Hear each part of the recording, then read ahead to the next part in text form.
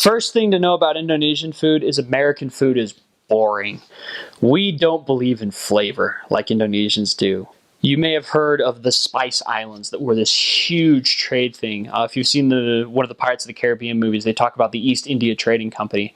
And that was a company created in England that had more power than most countries because they controlled the spice trade. And these infamous Spice Islands, that's Indonesia.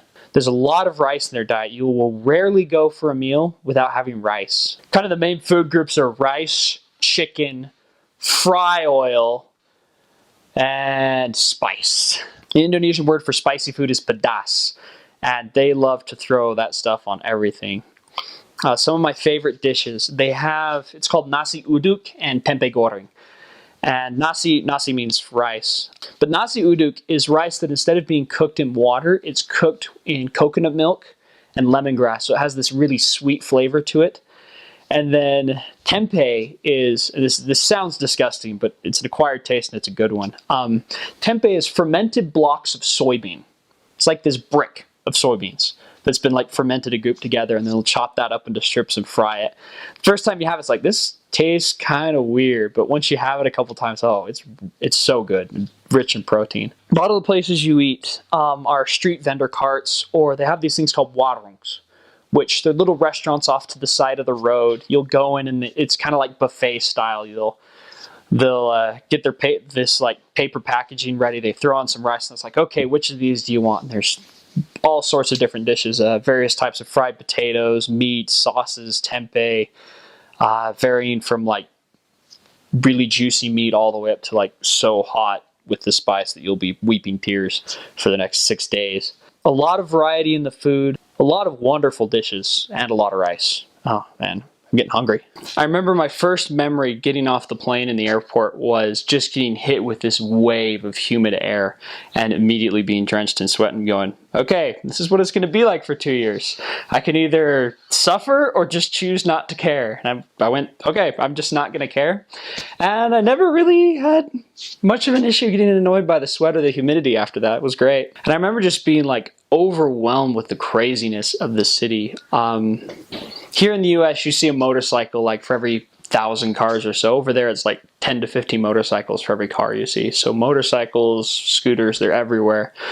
And it all just kind of like flowed, the traffic as we went. No one really followed rules. The stoplights were more like guidelines, but it all still just held together in this really cool flow. A never-ending game of chicken is how traffic works over there. We popped on one of the transport buses, which is usually like as many people crammed inside as you can get, with some guy leaning out the edge screaming, hey, get on this bus, this is where it goes, this is where it goes. I just remember like being crazy overwhelmed, like I'm supposed to be able to deal with all this, I'm supposed to be able to understand all this. It's a wild introduction. It's definitely a different place, but it's an adventure too. Take Pepto-Bismol. Get the chewable tablets. It doesn't matter how many you take, it will not be enough. It is almost inevitable that you're going to get some sort of parasite or foodborne illness eating in Indonesia. You just kind of live with it. I mean, I had parasites the entire time I was there, and there was only one time where it actually bugged me enough to where I had to get had to take some medication to deal with the parasite. And they give you parasite killing drugs when you come home, so you're fine once you get back. Content warning, some people may find this gross, but one of the big side effects of parasites is that you get a lot of upset stomach and diarrhea. The first 9 months of my mission, I did not pass a solid stool. I was constantly having diarrhea. So take as much Pepto-Bismol as you can carry. It will save your gut when you've got those stomach aches or really bad diarrhea. Another big thing is it does rain a lot in Indonesia. You're going to want to take a heavy-duty umbrella. Don't skip out on that, and don't buy it over there. Surprisingly, they don't make very durable umbrellas in Indonesia, or if they do, they ship them to the United States. You would think that they would have better umbrellas there because it rains so much. But there will be rain, there will be winds. You want to take a really heavy-duty umbrella in order to deal with that, and you also probably want to take a heavy-duty poncho if you can find one. The currency of Indonesia is called the rupiah. When I was there, it fluctuated from 8,000 rupiah to $1 up to 12,000 rupiah to $1. Us Americans really liked it when it was 12,000 rupiah to $1 because we got bank with the conversion rates. It was awesome. You can usually get a meal, but for the most part, averages out to about 10,000 rupiah for $1. So that's what I would use when equating costs. Cost of living there is really inexpensive. A ridiculously expensive meal. Okay, not like posh top tier gourmet restaurants, but like normal person going to a nice expensive restaurant could be about 25,000 rupiah, which is 250. One of my favorite places was this. It's called Warung Steak. It's a steak and shake, and you could get 2 country fried steaks with gravy and vegetables, and a milkshake for $1.50. I rarely had a meal that cost more than 10,000 rupiah. So for $1, you can get wonderful, delicious, filling meals. If you start getting into like eating a lot more chicken or meat, then it does start getting a little more expensive. But most things were cheaper than that. With housing, the annual rate that we agreed to for this one house was 8 million rupiah, which is about $800 to $900 for the apartment where we were staying for a year. So cost of living is definitely on the lower end. Most of the buses are on coach you ride will be between 2,000 rupiah up to most expensive being about 5,000 rupiah. So a quarter to 50 cents is usually what you pay for transportation. Jakarta was really nice because they had the busway. And you can get off at any station of the busway, transfer it to a different bus line without having to pay again. So you can pay the 35 cents to get on the busway and ride an air-conditioned bus for 4 or 5 hours. Indonesia as a country came into being at the end of World War II. Up for about 300 years before that, it was a colony of the Dutch. Interesting side note, there's actually an island in Indonesia that I forget the name of because it's not all that important, but the British had control of it, and the Dutch had control of this little island in the New World called New Amsterdam. The English were like, we'll trade you this island over here in Indonesia for that island. The Dutch are like, yeah, okay, sure. Well, that island is now New York that the English got, and no one knows what the Dutch one's called. But at the end of World War II, Japan had taken control of the country, and when they started falling back before the American forces, a lot of the Indonesian leadership there got a little bit worried that the Dutch were going to come back and reclaim them. So they made a few deals, got some help, and when the Dutch came back and said, hey, this is our colony again, they had a little bit of a war of independence before everyone else kind of talked Holland down, like, just let them be. And at that point, Indonesia is composed of about 17 to 18,000 islands, only about a third of which are populated. The boundaries of the country, from the westmost point in Sumatra to the eastmost tip of Papua, is further than the distance from San Francisco to New York City. So it's a vast geographic area. There's about 400 to 500 different languages that are spoken on those islands. So it was really hard for the new leaders of Indonesia to get everyone united. So what they did is they came up with a lingua franca, a common language called Indonesian. That it's predominantly Malaysian, but they also borrowed vocabulary from Arabic, Dutch, Portuguese, and English, reflecting the different colonial powers that had influence there.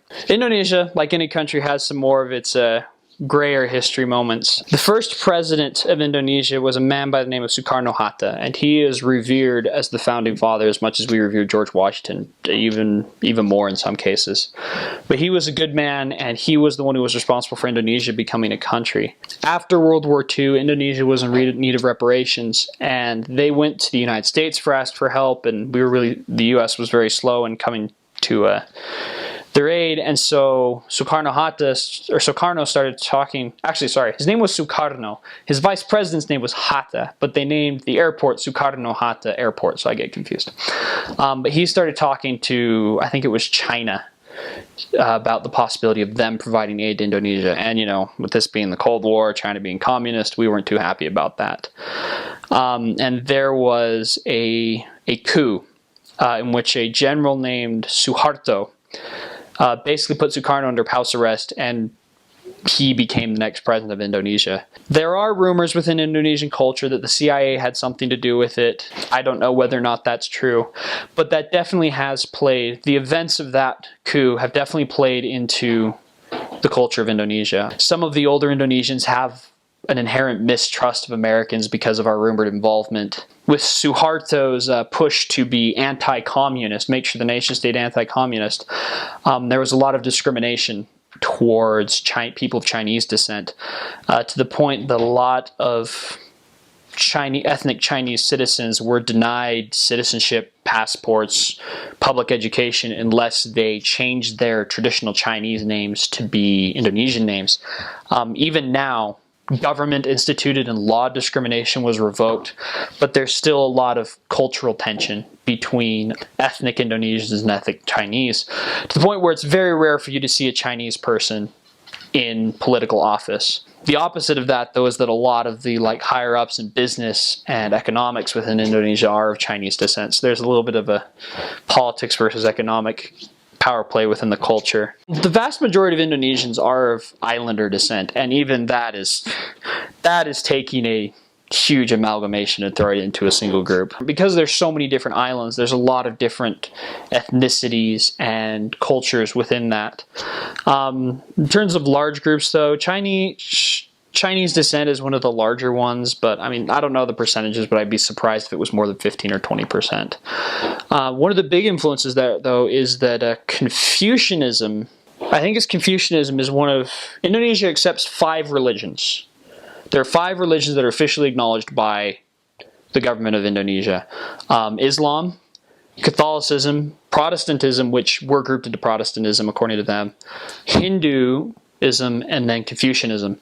So there's a lot of influence you'll see Confucianist temples every now and then. There's a lot of incense shops. You'll see incense burning on people's windows frequently.